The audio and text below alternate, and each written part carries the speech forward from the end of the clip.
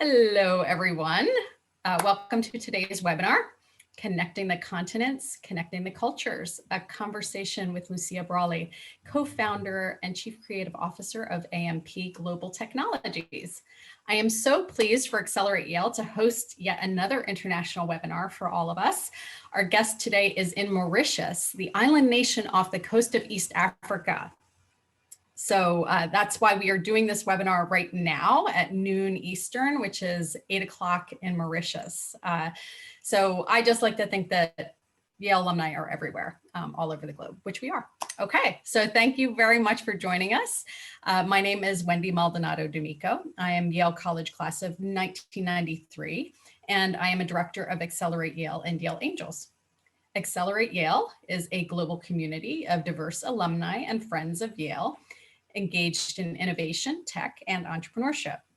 Our mission is to cultivate an active, inclusive ecosystem that thoughtfully promotes meaningful conversations and collaborations, while also serving as a bridge between Yale alumni and current Yale students.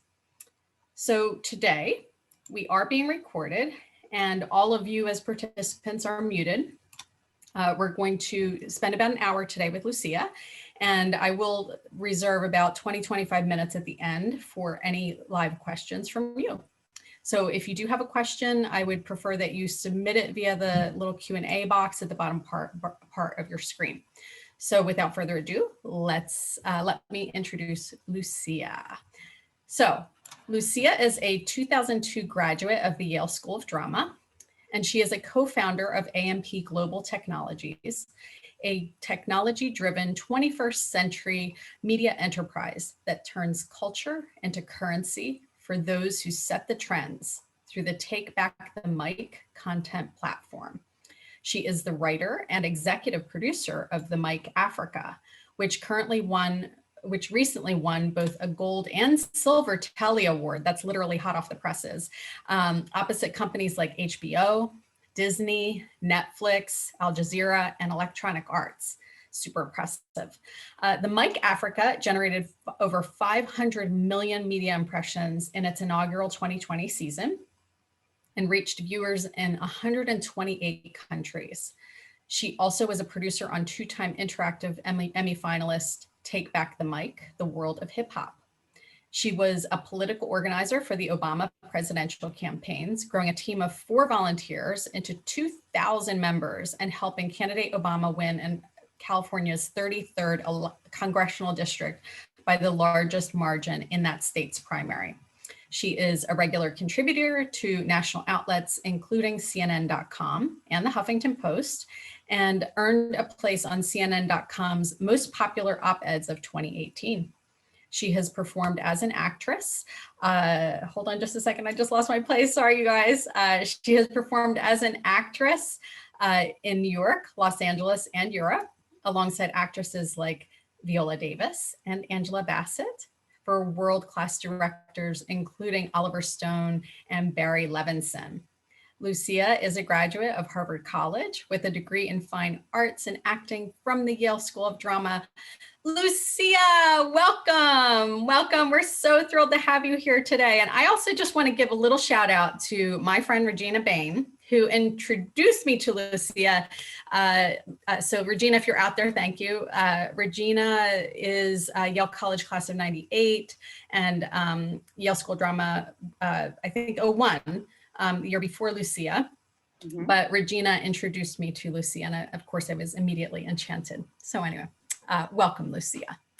Thank you. Thank you so much, Wendy, and the feeling is mutual. I'm very grateful to you for having me and the Yale Alumni Association, Accelerate Yale, and of course, Regina, who I always admired and looked up to as a student and throughout the years. Absolutely. Okay. She too is an entrepreneur. So I love kind of connecting all these dots in the entrepreneurial community for the Yale alumni community. Okay, so So let's get started. Lucia, I find it very interesting to run into entrepreneurs who have a liberal arts background. And you are really unusual, along with people like Regina. You have an MFA from the Yale School of Drama. Hello, Yeah. like that's really unconventional. I'd like to really understand what led you to become an entrepreneur, and how did that training, the liberal arts background, along with your training at the School of Drama, how did that prepare you for that life twist of becoming an entrepreneur? That's a great question, Wendy. So, I was always like a wild-eyed artist. My parents are novelists. We traveled the world. I was a ballerina growing up. I was an actress throughout my early adulthood, up until I had children. And I was, I really saw myself staying on that track for the rest of my life. And my goal was to change the world through the arts, was just to use my creativity to act, dance, write, and sing into existence a better world. And I did that. I mean, I did that to the best of my ability for many years. But I think that the real turning point for me was the Obama campaign, because I wanted to change the world, but I didn't feel like I was doing it to the fullest extent of my abilities. And so as you mentioned, I volunteered on that campaign and organized and really hitched my wagon to something larger than myself, and felt the gratification of that. And then it was during that experience that I met my husband and had my kids. And so it felt very much like destiny. And it taught me some skills that I hadn't had before, sort of more that grassroots organizing and leadership skills that I didn't know were there.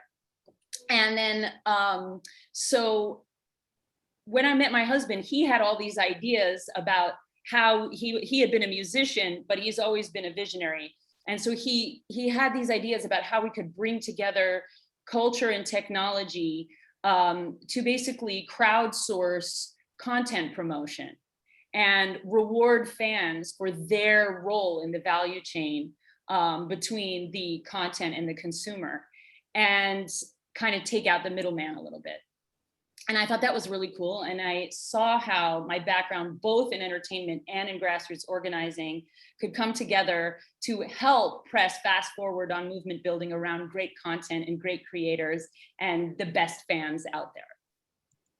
So interesting. Okay. So that leads me to my next question. Talk to us about starting AMP. Kind of building on what you just said, what was the problem that you and your husband were trying to solve? So for him, he'd been a musician, and he was born in Ghana and raised in the Middle East in the United States. And he was, he and our co-founder, Jonathan Gramling, have always been in the same band, Solfege. Check them out, they're fabulous. But they had a huge hit in Ghana. It was number 4 behind like Beyonce and Usher and the biggest stars in the world. Wow. Okay. Yeah. And it was all because like a fan had heard the song and text, emailed a friend that got on the BBC, and the BBC World Service picked it up. It played in 50 countries. It got on the radio in Ghana. The fans loved it. It's Sweet Mother remix. So it's a remix of a very famous West African song. And it was a huge hit, and they got, millions of views. And then when it was all over, they didn't know who any of those people were. And they realized that Beyonce had the same problem. She could get 60 million likes on her video, but she doesn't know who any of those people are. So she can't reach out to them. She doesn't have a direct relationship with them, and that's something that I could relate to too as an actress. Is like, sometimes I would post my auditions, my on-tape auditions, and they would get like thousands of likes. And then I wished that I could know who those people were, so I could follow up with them and build my following independently without having to kind of depend on the machinery of the industry. And so that's really where it started. but it's developed so much from there. We always wanted to reward the fans. You know, we always wanted to build movements around the creators, but we didn't realize, I think Derek always saw where it could go. It took me a while to catch on to how really big the matrix of it could be, and how positive and far reaching it could be. Interesting. So talk to us about the business model behind AMP and what you're trying to do to address that value chain between the, you know, with the content creators and the trendsetters that you are working with. Yeah, so basically, just to put it right up front, we're upgrading the fan from product to participant in the value chain. How? Okay, great. Explain this to me. Yes, I will. They get points in our Take Back the Mic app, TBTM app, for watching and sharing content. We have a special kind of share, it's called an AMP. And you get points for that, and you can comment with it, and you can rise up leaderboards with your points. So artists are rising up leaderboards based on engagement with their content, but fans are rising up too. And then they can get rewards from us, from artists, from brands. So just to give you an example of how it works, our first year, you know, we were talking to big brands, and they were like, "You're solving this huge problem for us. Like, we don't know who the audience is. We don't own our audience. We rent our audience from Facebook and YouTube. And we can't, you know, every single time you have to pay to start from scratch. You're not building on those individual audience members." So we learned from the market that was a real issue. And then we learned from fans, you know, we did sort of market research among high school and college students. They were like, "I just want props. Like, I was listening to Lana Del Rey before she was Lana Del Rey. And now everybody's hopping on the bandwagon. I want props for being the first one on board, you know, the trendsetter."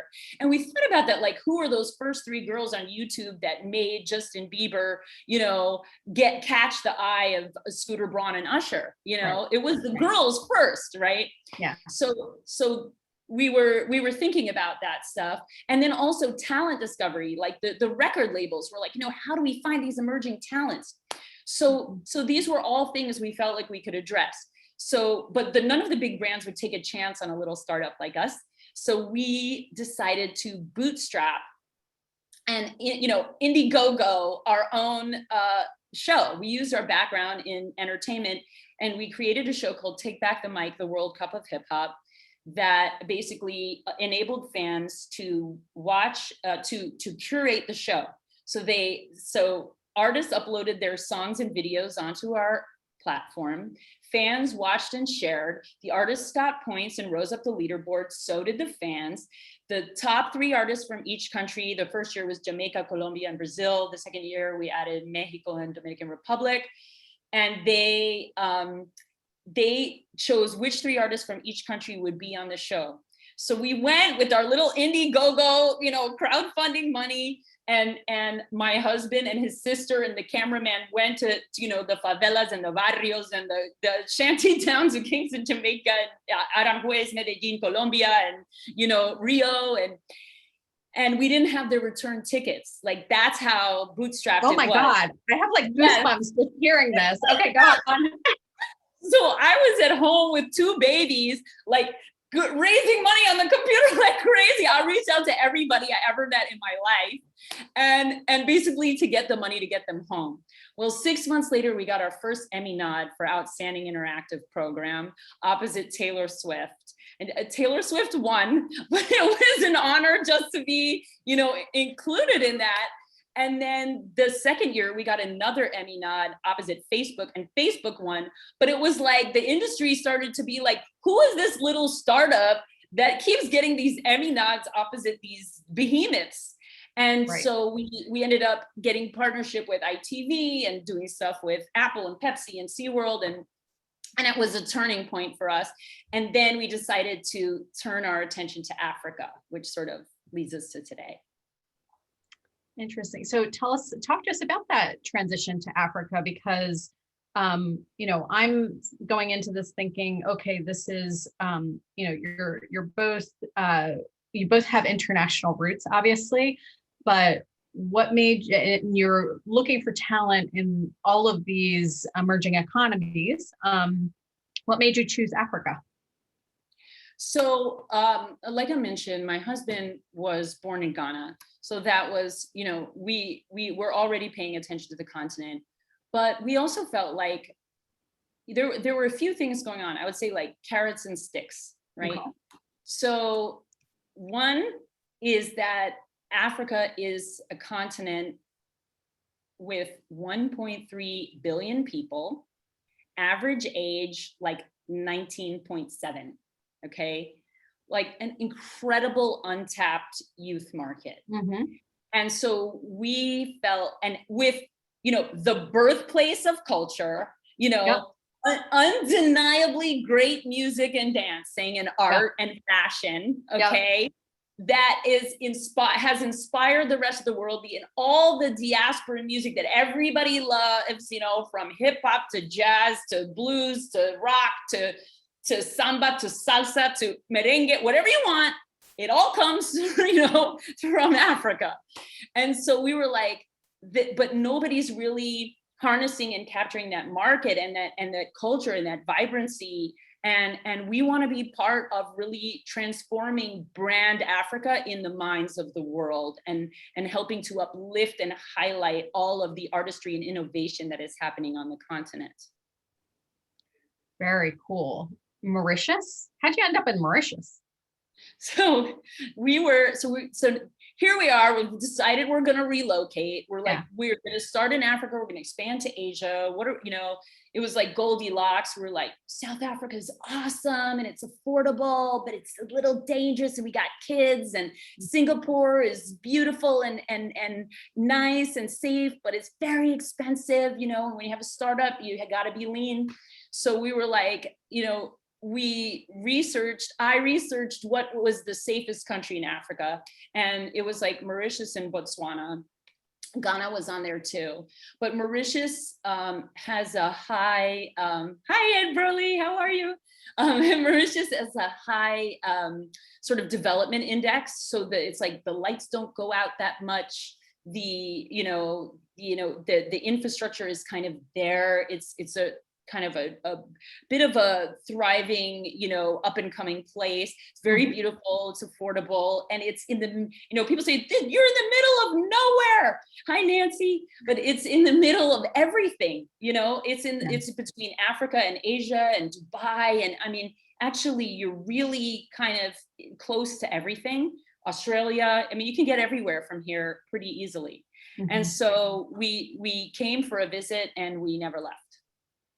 I love it. Okay. That's so interesting. All right. So shifting the topic slightly, one of the things that you mentioned to me before was your 70 by 25 initiative to provide high-speed internet to young Africans so that they can compete in the global marketplace and also come up with their own innovative solutions to local problems. Yes. Can you talk to us and help us understand, is this a new business you're launching? Is it an outgrowth of what AMP is already doing? Yeah. Why the need for this infrastructure? So this is a great question. Basically, 70 by 25 means we want to take high-speed mobile internet penetration in Africa from the current 7% to 70%. 7%. We want to take it from 7 to 70 by the end of 2025, which we fully acknowledge is a moonshot initiative. And we want to do it in partnership with big brands and celebrities and other companies and public-private partnerships. So to bring it all together, everything that you've asked me so far and how it's connected to this, we came to Mauritius. We launched in the middle of COVID, the Mic Africa, the first ever TV format born on the continent to be exported around the world. We shot it simultaneously in 6 countries with filmmakers on the ground in each location, local filmmakers showing their world through their eyes, the artists all chosen by fans on our platform. And it ended out, being distributed all over the continent, on television and as well as, broadly through the app and the internet. And it was, 500 million media impressions plus 2 Telly Awards. And it was just like, it was an amazing experience. But it wasn't just about launching this show and this format, which is a franchise that's going to expand around the world. We view the show and the app as a gateway to the internet for African youth. How? So like I said, fans get points on the app when they watch and share, okay? Those points let them rise up leaderboards.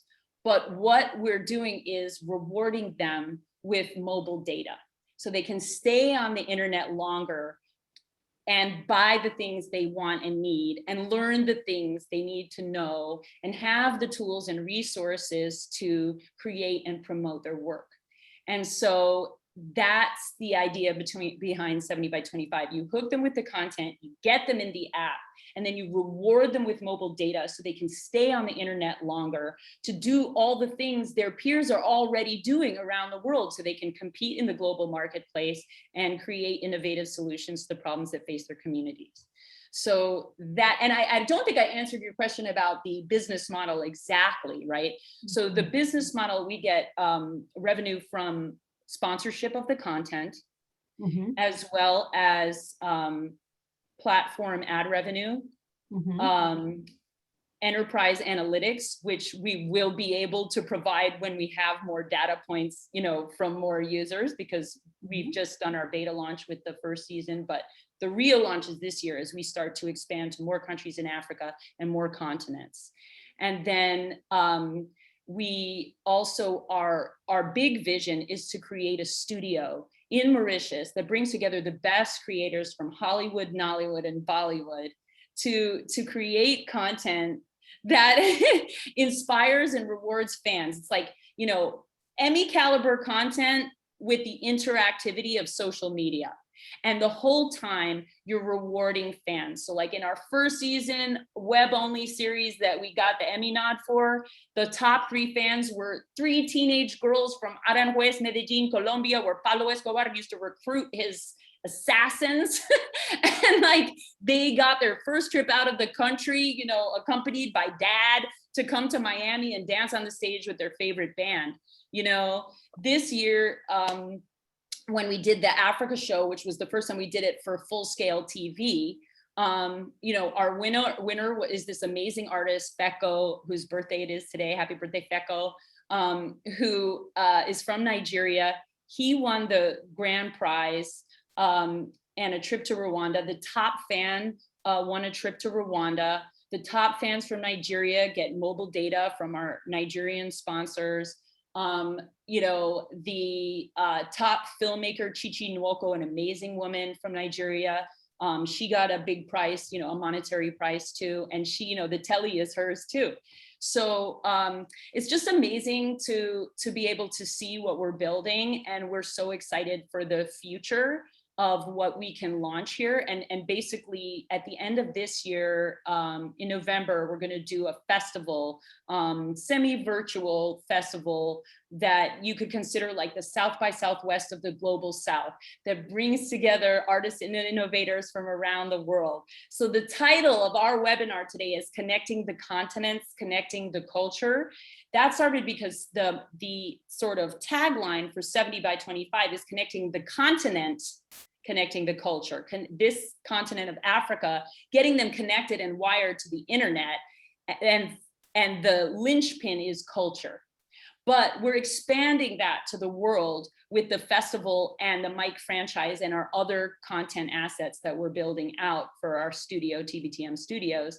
It's all about connecting the world through culture and technology, and bringing people together at a time when we've all been so isolated, and using culture and technology to galvanize the feeling that we are all part of a universal culture, best exemplified, I think, through music and creativity. And that interdependency is the answer to all of our problems that we face as a planet. You can see the difference when we work together versus when we work in silos. That when we work in silos, everything falls apart. When we work together, there is no problem we cannot overcome.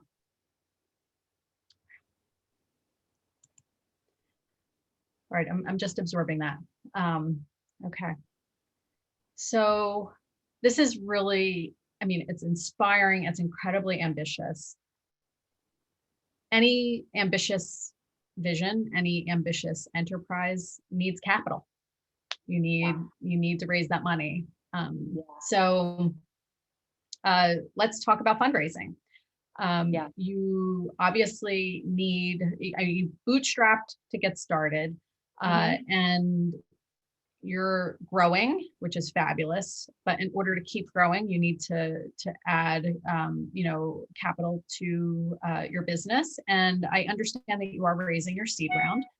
So you and your husband are both Harvard grads, and you went to the Yale School of Drama, so you have the Yale network. I'm really, I take it that a lot of people would assume, you know what, that's like shooting fish in a barrel. Just come and get your money to start a business. Right. Talk to us about what your fundraising journey has been, because the truth is also, in spite of those amazing connections that both of you have, you're both underrepresented founders. So I would love for you to share a little bit more about what it's been like for you to raise money, to bootstrap, to raise money from angels, and where you are in your, fundraising journey right now. Okay, awesome. So we did our seed.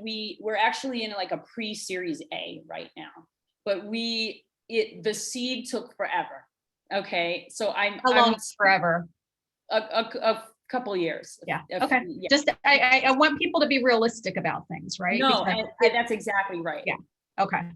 Yeah. So this is for the founders out there just getting started. Maybe you're in your seed round. Maybe you're thinking about doing a seed round. Maybe you're in your friends and family round.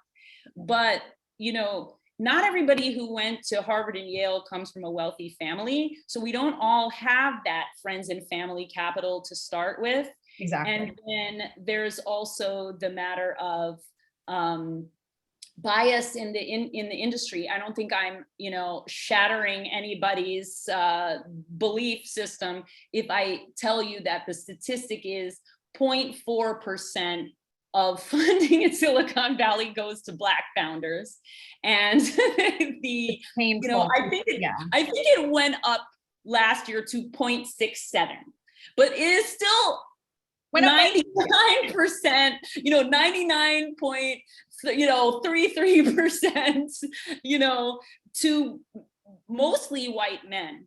And that's nothing against white men. God bless them, they should all succeed, but so should the rest of us. And that's the challenge. Like we were just watching Social Dilemma, and all these wonderful, good-hearted people from the tech industry are talking about the problems with tech, but they are 99.9% white. I was noticing it. I'm like, in this documentary about the pitfalls of tech, everybody was white, like almost down to a person. And that's an issue. And if you bring it up, people will say it's sour grapes because you had a harder time raising money. But like 0.4 to 0.6% is a more insulting number than zero. If you just said, people of color and women are not going to get funding, it's just closed to you. But they don't say that. It's like, there's a chance you could get these crumbs. So we're all diving for these crumbs. And then the lion's share of the money is going to what it has always gone to. And the reason for that, and I don't believe that most people in Silicon Valley are thinking like, oh, we're not going to give money to other people that don't look like us. They're not thinking that. They're just giving money to people they already have relationships with and they already know. So you would think, for example, that having gone to Harvard and Yale, that we would be able to tap into the Harvard and Yale venture funds, right. But they won't let you get their funding. They won't fund you unless you already have an institutional lead. But who gets institutional leads? 99.6% white men. So if you don't have an institutional lead, which how do you, it's the, you know, it's a catch-22. How do you get the institutional lead to get the Harvard Yale funding if you don't know those guys, if you're not in their family or their network or their, you know, it's just, it is harder. That is a fact that we have contended with. Now, from individuals from Harvard, we did get a lot of our early funding, and God bless them. You know, our friends and family round was a lot of Harvard folks, and our seed had some Harvard folks too. We also got funding from a wonderful organization called Astia Angels, which funds companies that have a woman in the founding team. So we qualified because of me. And then, and they've funded us a few times follow on. So they're great. Astia Angels, if you have a woman on your founding team. And then when we actually decided, there was a turning point moment. There was like a come to Jesus moment where my husband was invited to an event in Silicon Valley, and he was invited to be a keynote speaker at the India-Africa Entrepreneurship Summit in Mauritius. And he said, what should I do there at the same time? And I said, you should do the one in Mauritius, because there's no, you went to Harvard, you went to Yale, you worked with Oprah, you worked with Spielberg, you know, the list goes on and on of his accomplishments. I said, there's nothing you're gonna do, there's no amount of perfect that you'll be for them to finally recognize how great you are. It's not you. So go to the place where the investors are looking for African founders, and Asian founders, and that's the part of the world we're looking at. Why wouldn't we go there? He went, he gave the keynote speech alongside the finance minister of Mauritius and the minister from India. It was a huge hit. The Economic Development Board of Mauritius invited him to come. That's why we came for Thanksgiving to check it out and never left. And once we put our flag in the ground and said, we're saying yes to Africa, this is where we're doing this, we raised more money in 6 months than we had in the 4 years prior. Are you serious? Yes, from African and South Asian and South Asian African investors. I'm like so blown away. Wow. Yeah. Yep. And we closed our round. Yeah, just as COVID was hitting, we closed our round. So we had it to do the first season and launch the app in the Google and iOS stores, and we were able to proceed. But it was all because we were willing to move across the world and look in a completely different direction. I love it. Wow. Okay. So how much, what are you raising now? What's your next round that you're raising for? So we're doing 3 million pre-Series A right now. Okay. Then what we're going to do is we're going to start splitting off our entities and raising for the different things that we're doing. So we're going to be raising for the content piece, for the tech piece, for the cybercurrency piece. I'll just tease that in there, but we don't have to get into it too much today. And then the actual like studio infrastructure piece. So, but right now it's just a pre-Series A while we're bringing in brands and bringing in partners for season 2 and the expansion of the franchise to other countries. Mm-hmm. So yeah, we're not raising that much right now because we really want to be generating the revenue to be self-sustaining. Absolutely. Okay. Yes. So I was asked to make sure that we place the name of the investment group that you were mentioning. So hold on, Astia Angel. Thank you, Lucia. Yes. Okay. All right. Yeah, I hadn't caught it quite either. So thanks for that flag. All right. So I want to encourage the audience. I see some questions starting to pop in. Thank you, Simone. So everybody, please start throwing your questions into the Q&A box. I do have another question or two from Lucia because I'm selfish that way. Anyway, so shifting the conversation yet again, you know, you and your husband have 2 beautiful little girls, and you are operating in another country. You have this ambitious startup. Startups can be all consuming. I'm curious to know how the two of you are staying sane. What are you doing to balance your life between the demands of a startup and the demands of a family and to each other, and living something of a rich life outside of this ambitious business that you were building. So talk to us about the real life aspect of what it's like to balance all of that. How do you do it? So first off, it's not easy. It is, look, we moved across the world. I'm so glad we did. And there hasn't been a day that I question it, but we are just two risk tolerant people who are willing to go to the ends of the earth for our dream. Literally. So that isn't everybody. And what I would say is you have to believe so much in your vision as a founder that no matter how difficult it gets sometimes, that and there will be days where you go, this is never going to happen. I can't, how do I continue to believe? You have to believe anyway.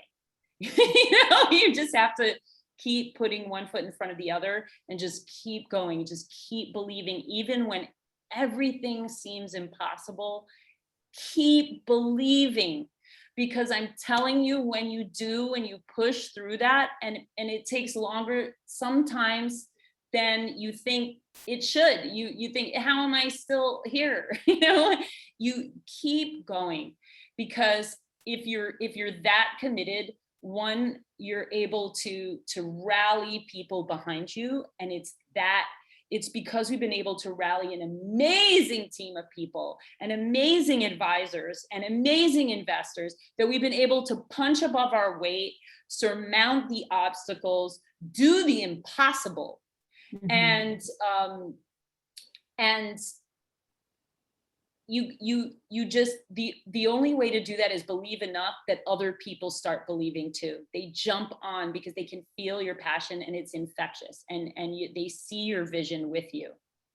But as a wife, as a mother, as an entrepreneur, it is so hard to balance it. I mean, real talk for the women out there, we are not in a place as a society where those roles are balanced equally. And it is hard, especially during COVID, where you're cooking, you're cleaning, you're doing the laundry, you're a founder working around the clock, just like every other founder. And you're a mother trying to attend to your children's needs as they're schooling at home. And also they're going through their emotions of being confined and isolated. And you are going through those emotions, and your husband is going through those emotions. I mean, I'll be just 100%, I practice Buddhism, I chant Nam-myoho Renge Kyo, I do guided meditations, I exercise. Even if I'm trapped in the house and I can't go to the gym, I will do old-fashioned calisthenics and yoga, but just do you say that anymore? I wonder. Say that. I do, that, what push-ups. So I make it part of my job to take care of my sanity, of my mental health, to be a whole person. Mm-hmm.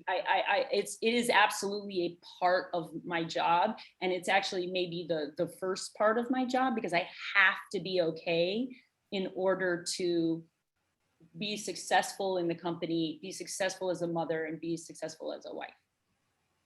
Okay, thank you. Really, it's good to hear the real talk, right? Because I think there's a lot of glamorization around what it's like to be a founder, and it can be tough to just tell the truth, right? And yeah. And then when you have one more thing, Wendy, is that we moved our dads out here. So I don't do it alone. Okay. The grandpas family help us. Important. If you can get the family support, that's absolutely critical, right? Yes. That's a very interesting thing. Okay. All right. That's really good to know. Okay. So let me see here. It seems that we have some questions. So let's see. Oh, okay.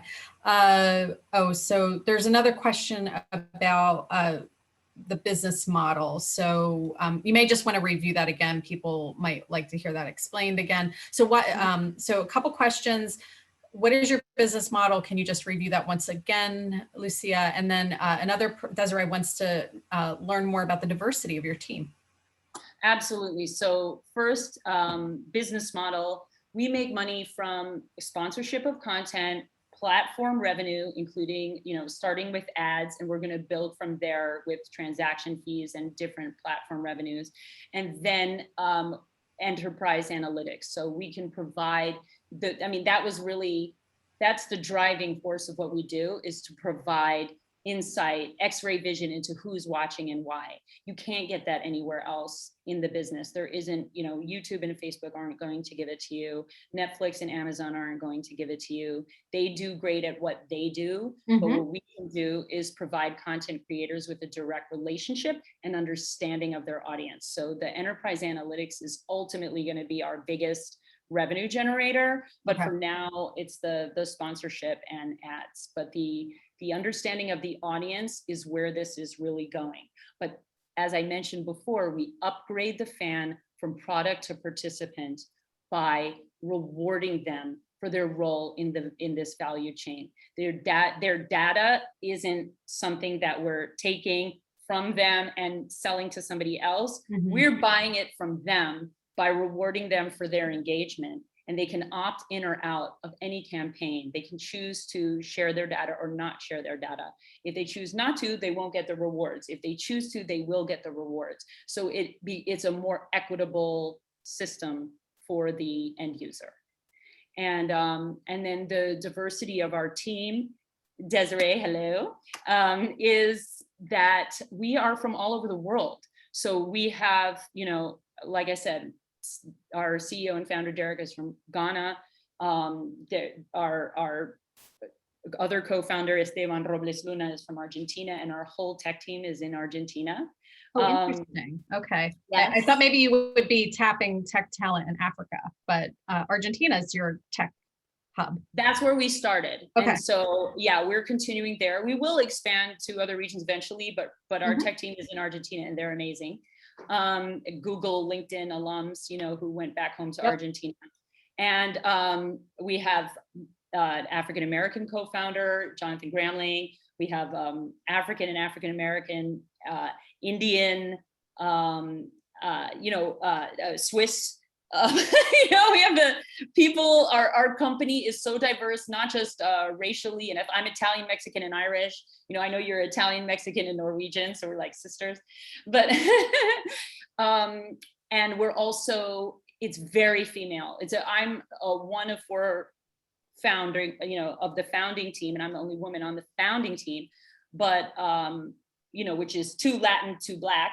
But the company itself isn't just diverse geographically, racially, ethnically, but gender wise, I would say I think we're more than 50% women. That's amazing. Yeah.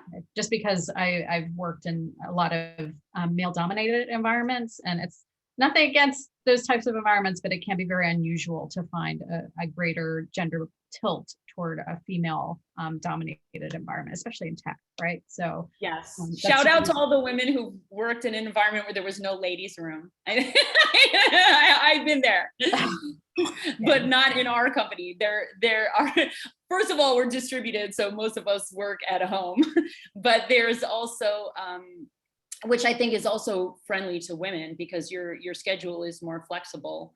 So you have more time with your kids. But yeah, it's a very diverse team in every sense. So I want to piggyback on another question around your team.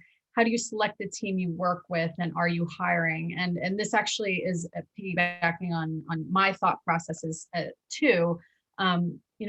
It's challenging to find talent. The talent is out there. You are operating in a global marketplace. You have specific roles that you need to fill. The company is growing and your needs will change and the roles will change as your company grows.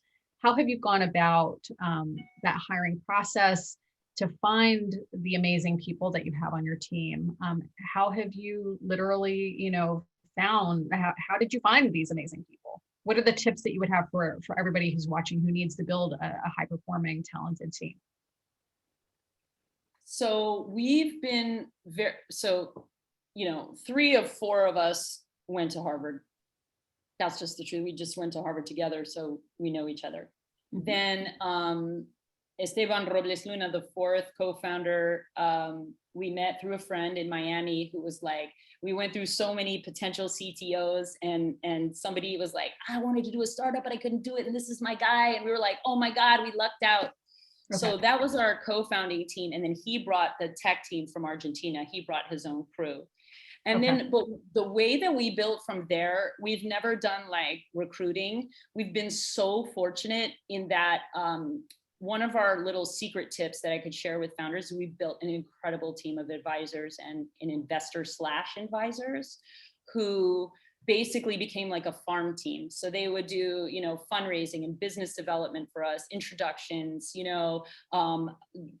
consulting with us on our financial model. And I mean, really working, for equity, but working with us like a member of the team. And so what happened is we eventually started, as we raised, we started hiring some of those people and subsuming them into our team.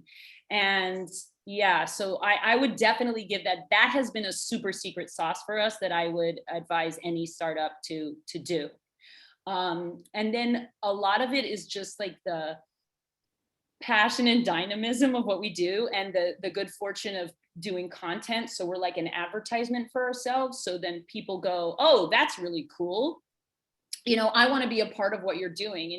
People out there trying to recruit world-class talent. We're trying to figure out how to pay the world-class talent that wants to work with us, and then some of our relationships have developed through the years, like just, people we knew and we're like, you're dope at that. Like Desiree Peterkin-Bell, who asked the question about diversity, runs communications for us. We met her way back when on the Obama campaign. It was like, oh, you're a real one. We're waiting for the moment when we can work with you. Well, it's like now people are at that point that they're like, what you're doing is cool. Can I be a part of that? So that's another secret that I would say is just be so driven and passionate about what you're doing, and then execute as well as you convey your passion. And if you can do that, people will want to be a part of what you're doing. Lots of great questions coming in here. Someone would like to know, what will you tell people about Africa that people in North America usually don't know with regards to talent, fashion, and lifestyle? I think, unfortunately, for better or for worse, people in North America still have a lot of stereotypes about Africa. So yes. What would you like to share about what you've learned? Well, growing up in the States, I think a lot of us saw like, Save the Children, and there were flies on babies' faces. And it was a very sad picture of Africa. Mm-hmm. And you only heard the worst things happening on the continent. It would be like, if the only thing you ever heard about the United States was Katrina or 9/11 or something, exactly. And you didn't see, America is my home country and I love it. But what we're great at is propaganda. We're great at telling stories and movies and music, and everybody's like, that is so cool. I want to be a part of that. I want to come to your country, and then, Africa has all of the storytelling and all of the music, but they don't have the tools and resources to show the world the Africa that they themselves see. So their story is being told for them. And that is why our app is called Take Back the Mic. That is why our show is called The Mic. That is why our tagline is Who Speaks for You?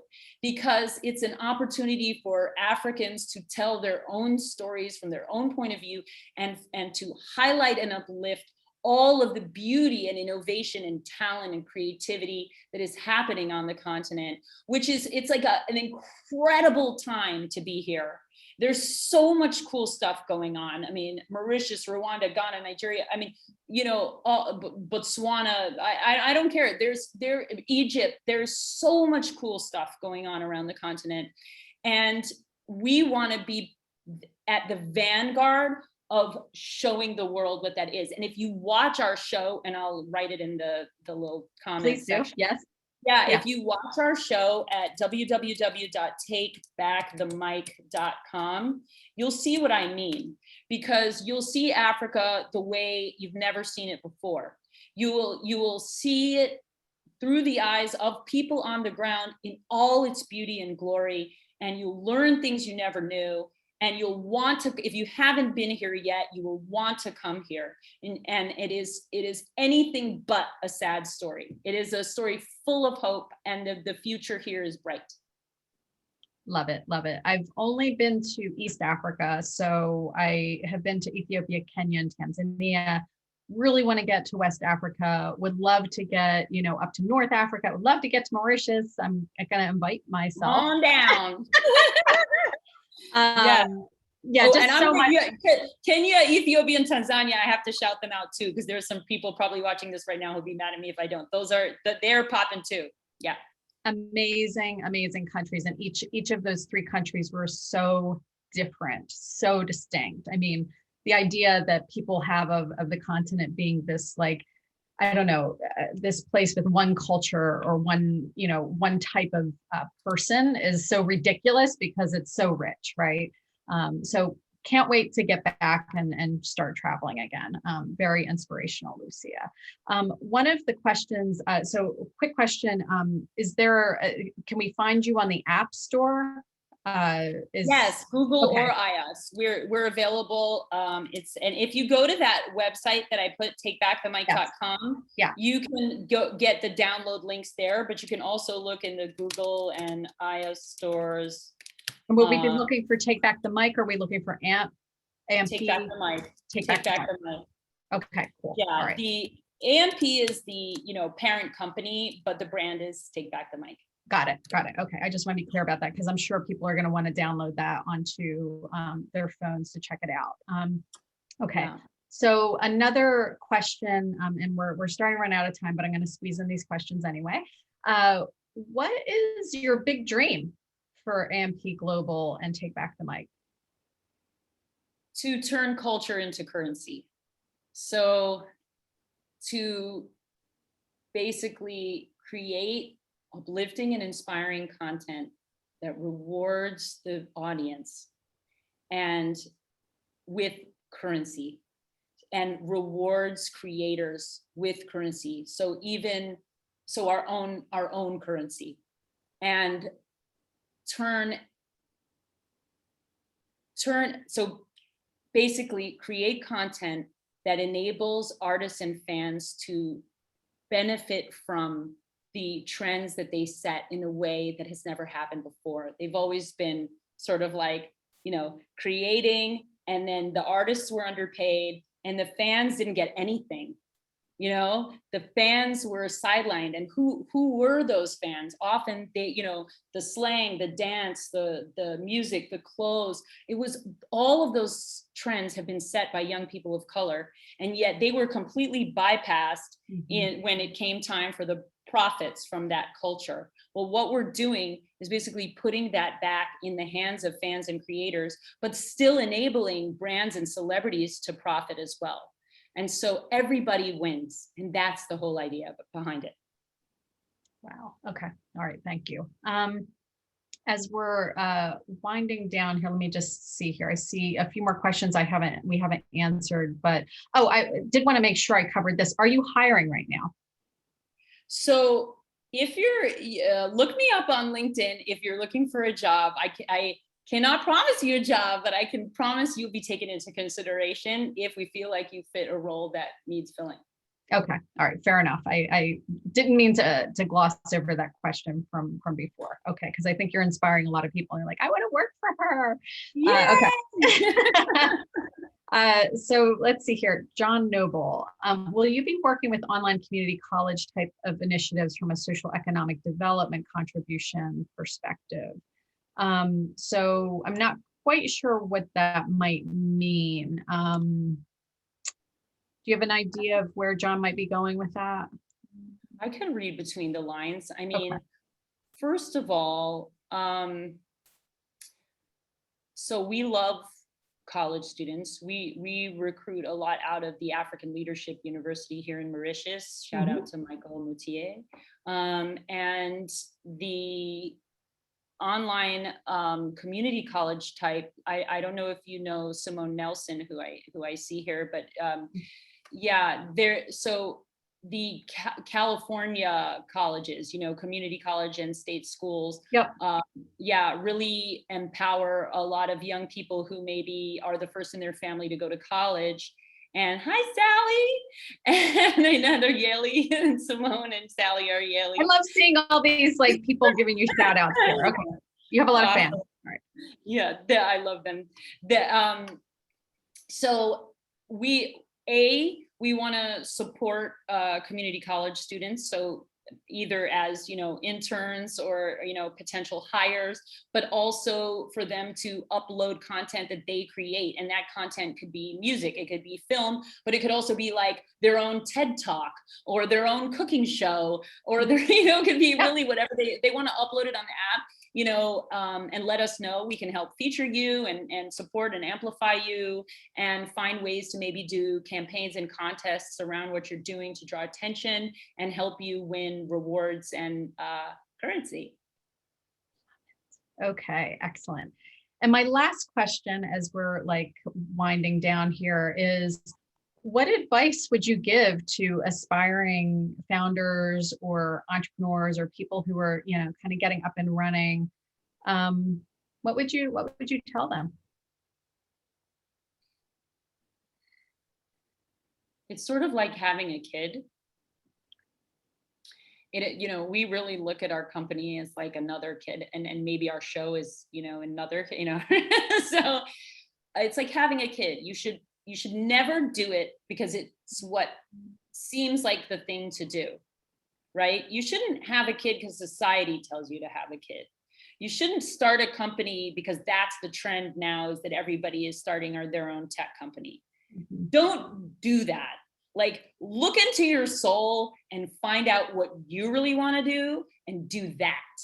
But if this is what you want to do, if you want to have a kid, if you want to start a company, then that has to be something that you are willing to pursue with blinders. And it will mean that you cannot always hang out with your friends, and some friends might not understand that.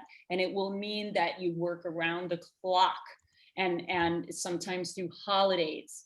And it will mean that, people can't always get you on the phone. It is a total all-in commitment. And so the only reason to do it is if you are so passionate about your vision that you are willing to put everything you have into it. Everything. I think that's excellent advice. Excellent advice. Thank you, Lucia. All right. Well, I am very sad to say that I have to wrap things up here. I could talk to you all afternoon, and I can't wait to actually meet you in person eventually. I know that eventually, like, we're finally kind of coming out of this pandemic. So it'll just be a relief to finally interact with everybody in person once again. But Lucia, I just wanted to thank you so very much for joining us today from Mauritius. You are so inspirational. You've given us the real deal. And I think I speak for so many of us. We are so excited for what you and your team are building. Can't wait to see the next iteration and, to watch you become the global behemoth that you are meant to be, right?